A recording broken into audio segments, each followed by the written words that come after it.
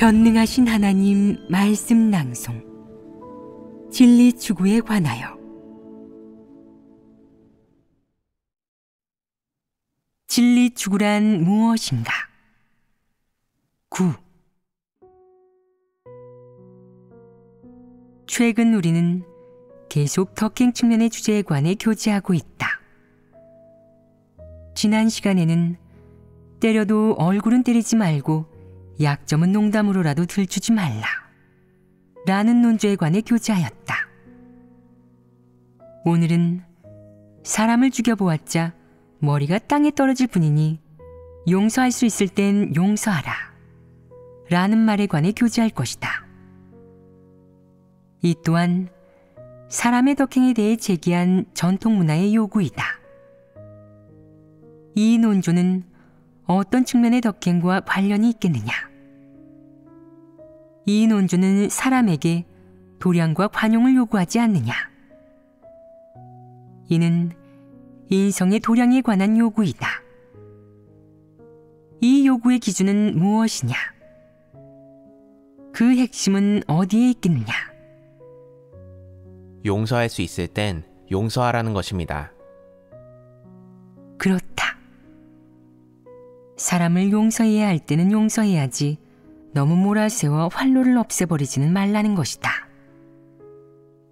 이 덕행의 논조는 사람에게 쪼잔하게 굴지 말고 도량을 보이라고 요구한다. 남과 사귈 때나 일을 처리할 때 분쟁이나 갈등, 불화가 발생하면 잘못을 저지른 사람에게 너무 높고 과하며 가혹한 요구를 하지 말라고, 용서해야 할 때는 용서하고 도량을 보여야 할 때는 도량을 보이라고, 마음속에 온 세상과 모든 사람을 품으라고 요구하는 것이다. 사람에게 그렇게 큰 도량이 있겠느냐? 사람에게는 그렇게 큰 도량이 없다. 이런 일에 대한 본능의 수용 능력이 얼마나 되는지, 어디까지가 정상인지 사람은 알지 못한다. 지난날 자신에게 상처를 주고 적대시한 사람, 혹은 자신의 이익을 빼앗아간 사람을 대할 때 정상인은 기본적으로 어떤 태도를 보이겠느냐? 증오를 보인다. 사람의 마음속에 증오가 생겨났을 때 용서할 수 있을 땐 용서하라 라는 말을 실행할 수 있겠느냐? 그러기가 쉽지 않으며 대부분이 해내지 못한다. 인성에 갖춰진 양심과 이성으로 상대를 용서하고 과거의 잘못을 묻지 않는 게 대부분의 사람에게 가능하겠느냐? 불가능합니다. 불가능하다는 말은 그다지 적절하지 않다. 왜 그다지 적절하지 않다고 하겠느냐? 어떤 일인지, 중요한 일인지 사소한 일인지를 봐야 한다. 문제의 심각성 또한 다르므로 그 수준도 봐야 한다. 만약 어떤 사람이 가끔 말로 내게 상처를 주는데 그쳤다면, 양심과 이성을 갖춘 사람이라면 보통 이렇게 생각할 것이다. 저 사람도 악의는 없었을 거야. 말은 거칠어도 진심은 아니었을 테지. 오랜 세월 함께한 정을 봐서, 또 누구누구를 봐서, 어떤 일을 봐서 따지지 말고 넘어가자. 사람을 죽여보았자 머리가 땅에 떨어질 뿐이니 용서할 수 있을 땐 용서하라는 말도 있잖아. 그냥 한마디 한 것뿐이야. 내 체면에 먹칠을 한 것도 아니고 뭔가 손해를 끼친 것도 아니야. 내 지위나 앞날에 영향을 준 건 더더욱 아니고. 그러니까 넘어가자고. 이렇게 사소한 일이 임했을 때 사람은 사람을 죽여보았자 머리가 땅에 떨어질 뿐이니 용서할 수 있을 땐 용서하라 라는 말을 실행할 수 있다. 하지만 만약 상대가 내 직접적인 이익에 해를 끼치거나 내 가족에게 해를 끼쳤다면, 심지어 내 인생에 영향을 줄 만큼 큰 해를 끼쳤다면, 그때도 사람을 죽여보았자 머리가 땅에 떨어질 뿐이니 용서할 수 있을 땐 용서하라 라는 말을 실행할 수 있겠느냐? 예를 들어 누가 내 부모를 죽이고 구족을 멸했다면 너는 그 사람에게 사람을 죽여보았자 머리가 땅에 떨어질 뿐이니 용서할 수 있을 땐 용서하라 라는 말을 실행할 수 있겠느냐? 혈기를 지닌 정상인이라면 누구도 그렇게 할 수 없다. 이 논조는 사람의 깊은 원한을 제약하지 못한다. 물론 그 일에 대한 사람의 태도와 견해에는 더더욱 영향을 주지 못한다. 상대가 일부러든 무의식적으로든 내 이익을 침해하고 내 앞날에 지장을 주었다면, 혹은 내 몸에 상처를 입혀 장애가 생기게 하거나 어떤 흉터를 남겼다면, 혹은 내 정신세계나 마음속 깊은 곳에 그늘을 들이웠다면, 너는 사람을 죽여보았자 머리가 땅에 떨어질 뿐이니 용서할 수 있을 땐 용서하라 라는 말을 실행할 수 있겠느냐? 너는 그렇게 하지 못한다. 그러니 사람이 덕행 측면에서 관용과 도량을 보이라는 전통문화의 요구대로 할 수 있겠느냐? 이는 쉽게 해낼 수 있는 일이 아니다. 그것은 자신에게 임한 일이 얼마나 큰 피해를 주고 과연 얼마나 큰 영향을 미쳤는지, 사람의 양심과 이성이 받아들일 수 있는 수준인지에 달려있다. 만약 피해가 크지 않아서 감당 가능한 수준이고 인성의 수용 능력을 넘어서지 않는다면, 다시 말해 정상적인 성인으로서 그 일을 받아들일 수 있고 원한과 증오를 풀며 상대적으로 쉽게 내려놓을 수 있다면 사람은 상대에게 관용을 보이고 용서할 수 있을 것이다. 전통문화에 속하는 덕행 측면의 어떤 말이 너를 제약하고 지도하지 않아도, 어떻게 하라고 지시하지 않아도 너는 해낼 수 있다. 이는 정상 이성에 갖춰져 있고 그렇게 할 수 있기 때문이다. 만약 그 일이 내게 준 상처가 그리 깊지 않고 육적, 심적, 영적으로 내게 그리 큰 영향을 미치지 않았다면 아주 쉽게 그 말대로 할 수 있을 것이다.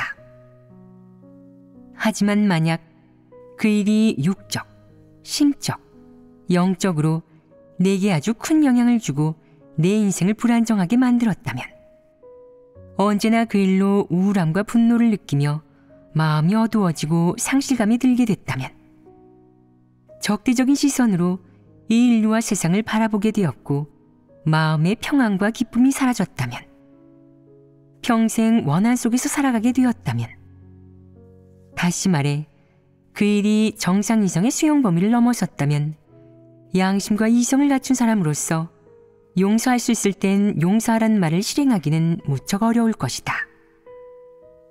누군가가 이것을 해낸다면 그것은 특수한 상황에 속한다. 그런 상황은 무엇을 기초로 성립하겠느냐? 어떤 기준이 갖춰져야겠느냐? 그럼 불교에 입문하여 원한을 내려놓고 부처가 되어야 할 것입니다. 라고 말하는 사람들이 있다. 어쩌면 이는 세상에서 해탈할 수 있는 길일지도 모른다. 그러나 그것은 해탈에 불과하다. 소위 해탈이란 무엇을 가리키느냐? 세상의 분쟁과 원한, 사륙을 멀리하는 것이다. 보지 않으면 심란할 일도 없다 라는 말처럼 말이다. 그것을 멀리하여 눈에 보이지 않으면 그 일이 내 마음 깊은 곳에 주는 영향도 줄어들 것이며 시간이 흐름에 따라 점차 기억이 흐려질 것이다. 하지만 이는 사람을 죽여보았자 머리가 땅에 떨어질 뿐이니 용서할 수 있을 땐 용서하라 라는 말을 실행한 것이 아니다. 사람은 용서에 이르지 못하고 그 일에 있어 관용과 포용을 베풀며 철저히 내려놓지도 못한다. 그저 마음속 깊은 곳에서 흐려져 그 일이 어떻게 되어도 상관없다고 생각할 뿐이다. 혹은 불교의 가르침으로 인해 억지로 원한 속에서 살지 않고 더는 세상의 그 애증에 얽매이지 않게 된 것에 불과하다. 이는 애증으로 점철된 분쟁이 있는 그곳에서 마지못해 수동적으로 멀리한 것일 뿐, 사람을 죽여보았자 머리가 땅에 떨어질 뿐이니 용서할 수 있을 땐 용서하라 라는 말을 실행할 수 있다는 것이 아니다. 어째서 그렇겠느냐? 정상인성의 측면에서 보자면 사람은 자신에게 발생하는 일이 육체나 정신, 몸에 심각한 상처를 줄 경우, 그러니까 감당하기 어려운 압박이나 상처를 줄 경우 자신이 무엇을 갖추고 있든 견디지 못한다. 견디지 못한다는 것은 무슨 의미겠느냐? 사람의 정상인성과 사상관점이 그것들을 견뎌내거나 풀어버리지 못한다는 것이다. 사람의 말로 표현하면 사람이 견디지 못하고 사람이 버틸 수 있는 한계를 넘어섰다는 것이다. 하나님을 믿는 사람의 말로 표현하면 그 일을 이해하고 간파하거나 받아들이지 못한다는 것이다.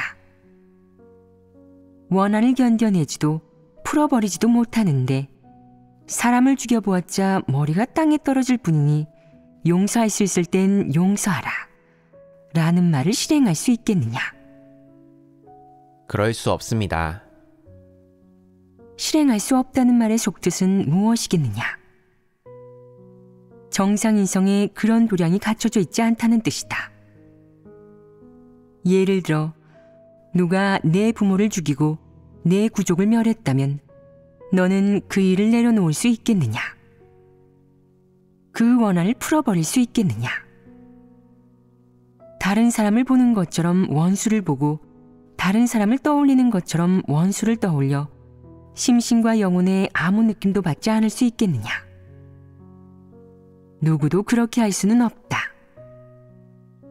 불교를 믿고 직접 자기 눈으로 인과응보를 확인해야만 원수를 죽이려는 생각을 버릴 수 있다. 어떤 이는 저는 선량한 마음씨를 지니고 있습니다. 누가 제 부모님을 살해한다고 해도 저는 그를 용서하여 복수하지 않을 것입니다. 인과응보를 누구보다 더 믿으니까요. 사람을 죽여보았자 머리가 땅에 떨어질 뿐이니 용서할 수 있을 땐 용서하라는 말은 너무도 훌륭합니다. 복수는 복수를 낳는 법 아닙니까? 게다가 상대가 잘못을 인정하고 저에게 머리를 조아리며 용서를 빌었다면 그 원한은 풀린 것과 마찬가지이니 저는 그를 용서할 것입니다. 라고 말하는데 사람이 그런 도량을 보일 수 있겠느냐? 사람은 그렇게 할 수 없다. 내가 그 원수를 잡은 상황은 말할 것도 없고 그를 잡지 못했다고 해도 매일 마음속으로 한순간도 복수를 잊지 못할 것이다.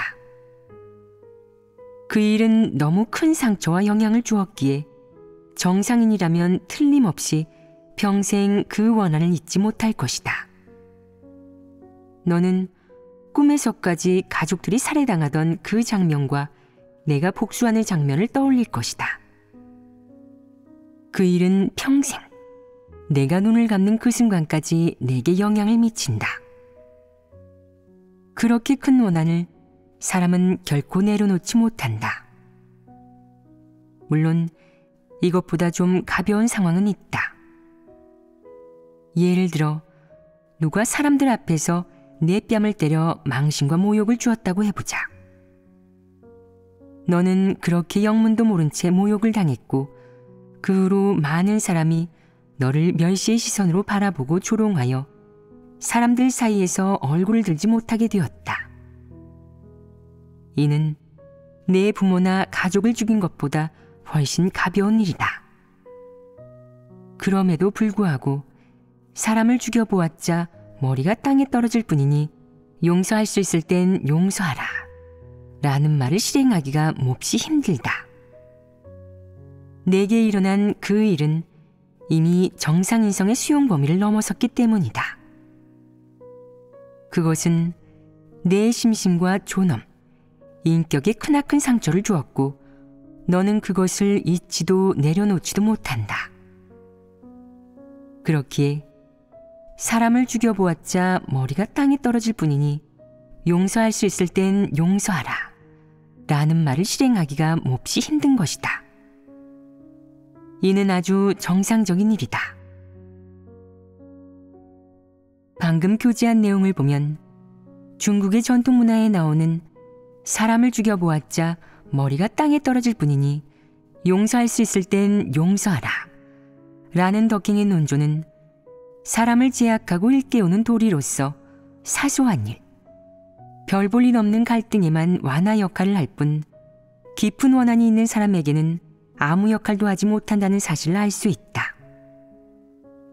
그럼 이 요구를 제기한 사람은 과연 인성을 이해했겠느냐? 이 요구를 제기한 자는 사람의 양심과 이성의 수용 범위가 얼마나 되는지 이해하지 못했으며 그저 이 이론을 제기함으로써 자신의 우아함과 고상함을 뽐내 사람들에게 동조를 얻고 칭찬을 받으려 했다고 할 수 있다. 사실 그들은 사람이 존엄과 인격, 이익에 해를 입고 나아가 앞날과 인생에 영향을 받는다면 인성의 각도에서 볼 때 반드시 복수한다는 것을 알고 있었다. 사람에게 아무리 양심과 이성이 있어도 그대로 끝내려 하지는 않는다. 기껏해야 복수의 정도와 방식이 달라지는 데 그칠 뿐이다. 이 현실 사회에서 인권이 없고 극도로 어두우며 사악한 이 사회 환경과 사회 배경 속에서 사람들 사이의 다툼과 사륙은 한 번도 멈춘 적이 없다. 사람은 자신이 상처를 입었을 때 다 복수할 수 있기 때문이다. 상처가 심할수록 복수하려는 마음이 강해지고 복수의 수법도 잔인해진다.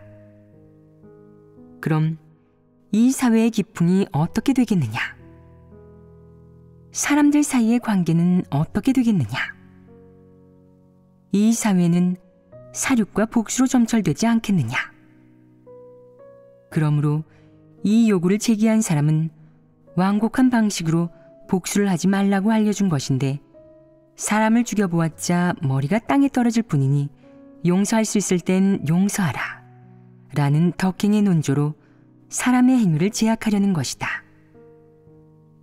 불공평한 대우를 받았을 때, 인격과 존엄이 모욕당하고 상처 입었을 때, 사람들이 이 덕행의 논조에 영향을 받아 충동적으로 굴거나 과격한 행위를 하지 않고 재차 생각하게 한 것이다.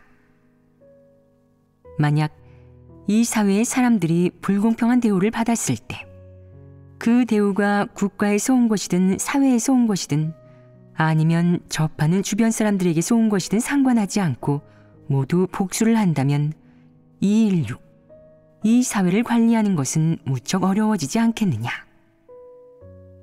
사람들이 있는 곳에는 다툼이 사라지지 않을 것이며 원한으로 인한 살인이 수시로 벌어질 것이다. 그럼 이 인류, 이 사회는 무척 혼란해지지 않겠느냐. 사회가 혼란해지면 통치자가 관리하기가 쉽겠느냐 어렵겠느냐. 관리하기 어려울 것입니다. 그 이유 때문에 소위 사회의 교육가, 사상가들이 사람을 죽여보았자 머리가 땅에 떨어질 뿐이니 용서할 수 있을 땐 용서하라 라는 덕행의 논조로 사람들을 권면하고 일깨운 것이다. 사람이 어떤 불공평한 대우나 차별, 모욕, 심지어 짓밟힘과 유린을 당해도 마음과 육체가 아무리 큰 고통을 겪어도 일단 복수할 생각은 하지 말고 사람을 죽여보았자 머리가 땅에 떨어질 뿐이니 용서할 수 있을 땐 용서하라 라는 도덕 경전을 떠올리도록 말이다. 그럼으로써 사람이 부지 중에 전통 문화에 속하는 이 덕행의 논조에 제약을 받게 하고 그것을 통해 사람의 생각과 행위를 제약하며 다른 사람이나 국가, 사회에 대해 품고 있는 증오를 해소하게 한 것이다. 인성에 마땅히 갖춰져 있어야 할 적대감과 분노, 그리고 본능적으로 자신의 존엄성을 지키려는 생각이 완화되면 사회에서 사람들 사이의 다툼과 원한으로 인한 살인을 대폭 줄일 수 있지 않겠느냐. 예를 들어 어떤 사람은 이렇게 말한다. 관둘 거예요. 한순간을 참으면 무사평온하고 한 발 물러서면 세상이 넓어 보인다고 하잖아요. 또 사람을 죽여보았자 머리가 땅에 떨어질 뿐이니 용서할 수 있을 땐 용서하라는 말도 있고요. 그가 제 가족을 죽인 데는 이유가 있겠지요. 한 손바닥으로는 소리가 나지 않는 법이잖아요. 양측이 모두 자기 주장을 내세웠을 겁니다. 게다가 제 가족이 죽은 지도 오래되었는데 이제 와서 그 일을 언급해봤자 무슨 소용이 있겠어요. 용서할 수 있을 땐 용서해야지요. 도량을 갖춰야 원한을 내려놓을 수 있고 원한을 내려놓아야 즐겁게 살 수 있는 거죠. 또 어떤 사람은 이렇게 말한다. 지난 일은 꺼내지 않겠습니다. 그가 더 이상 예전처럼 그렇게 저한테 따져들고 적대시하지 않는다면 저도 그와 싸우지 않겠어요. 그건 없던 일로 하겠어요. 사람을 죽여보았자 머리가 땅에 떨어질 뿐이니 용서할 수 있을 땐 용서하라 라는 말도 있잖아요. 누구든 복수할 때가 되면 갑자기 신중한 태도를 보인다. 그들의 언행 그리고 이론은 기본적으로 다 사람을 죽여보았자 머리가 땅에 떨어질 뿐이니 용서할 수 있을 땐 용서하라 라는 사상 관점의 영향을 받아 나타난 것 아니겠느냐. 또 어떤 사람은 싸우긴 뭘 싸워요. 사내대장부가 돼서 그 정도 일도 내려놓지 못하다니요. 훌륭한 사람은 마음속에 천하를 담을 수 있을 정도로 아량이 크다고 하잖아요. 천하를 담을 아량은 없다고 해도 최소한의 도량은 갖춰야죠. 사람이 살면서 어느 정도는 도량이 있어야 하지 않겠어요?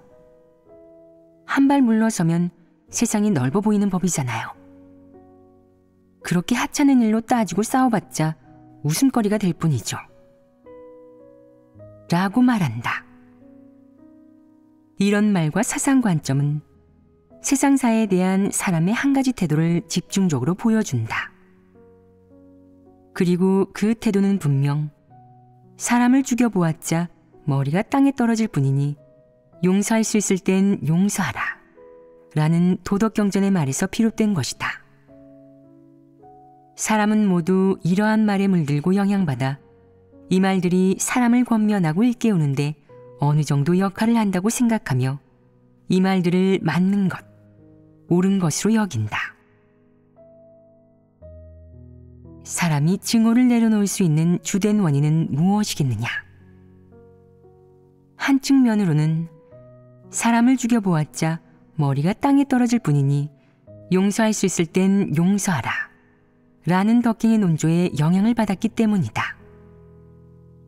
또 다른 측면으로는 작은 일을 따지고 들면서 늘 다른 사람을 증오하고 관용을 보이지 않다가 사회에서 설 자리를 잃고 사회 여론의 질책을 받으며 남들에게 웃음거리가 될까봐 걱정하기 때문이다.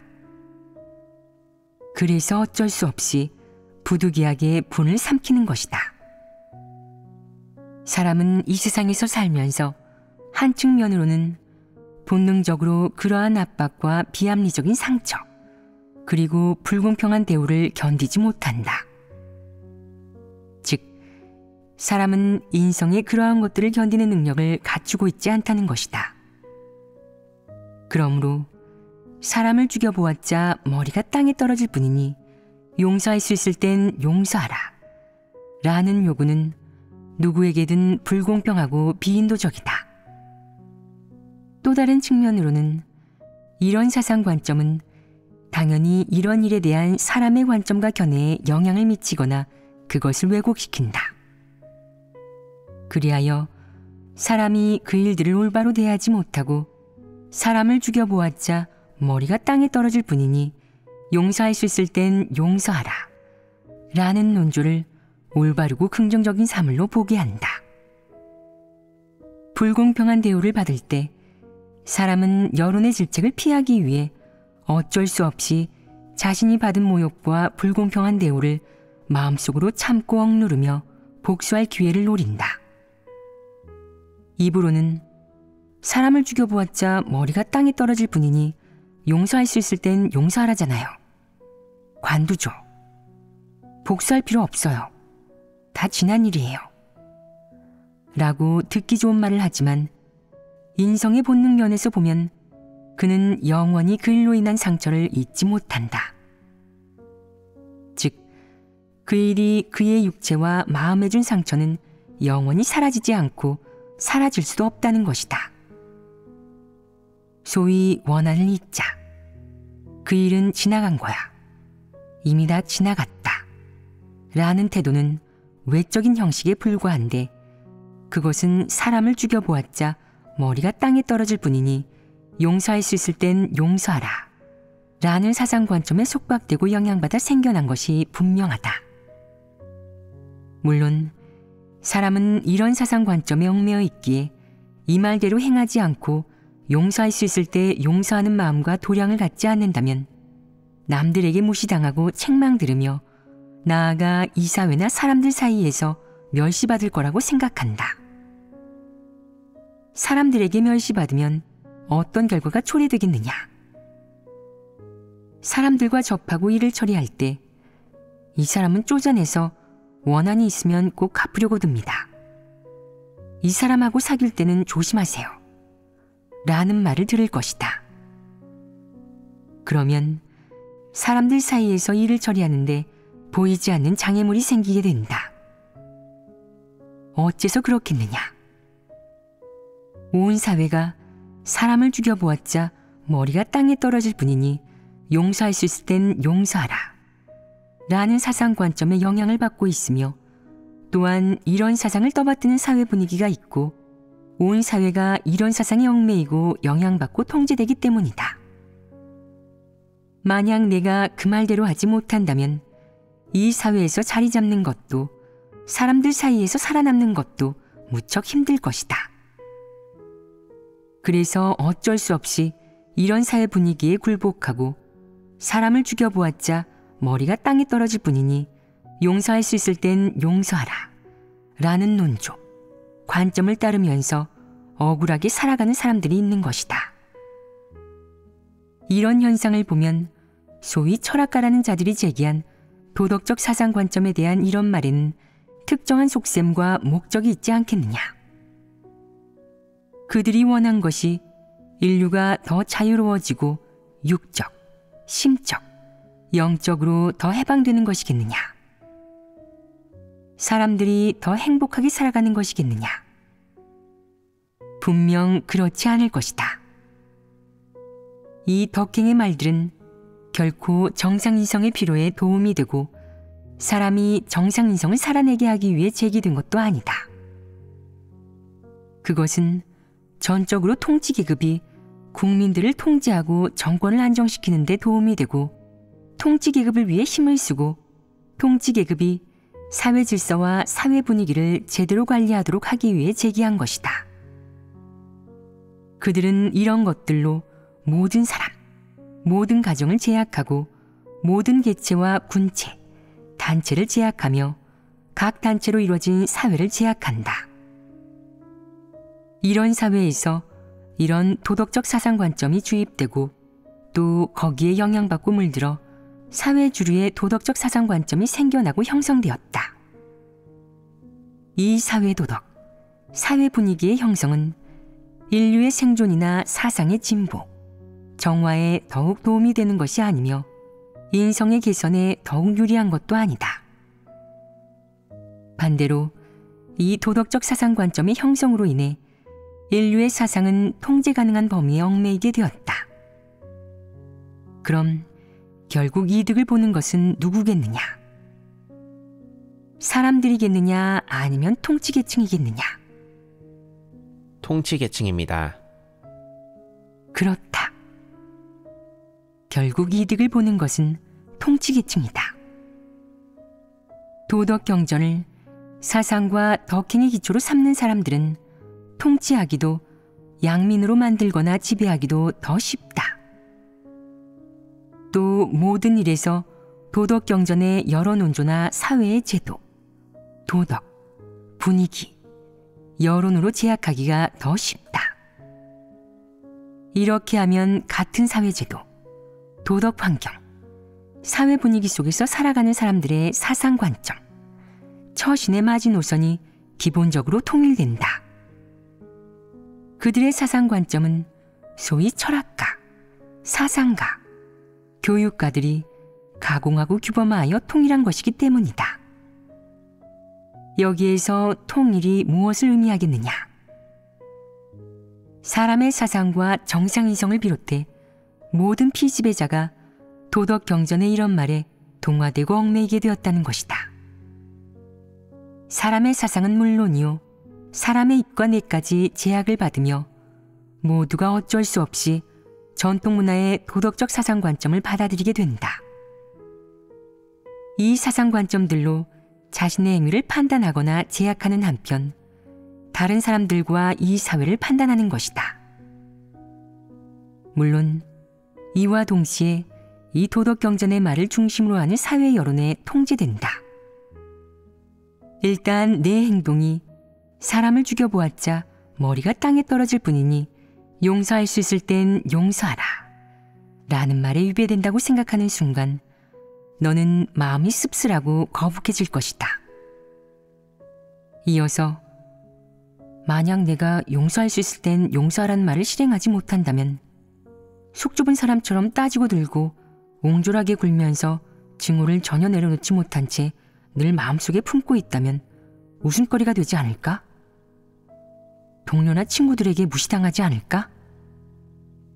라고 생각하고는 스스로를 도량이 큰 사람으로 위장한다.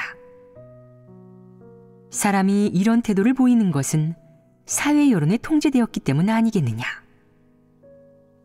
객관적으로 보았을 때 내 마음 깊은 곳에는 무형의 족쇄가 있다. 즉, 사회 전체의 여론과 질책이 내게 보이지 않는 족쇄가 된 것이다.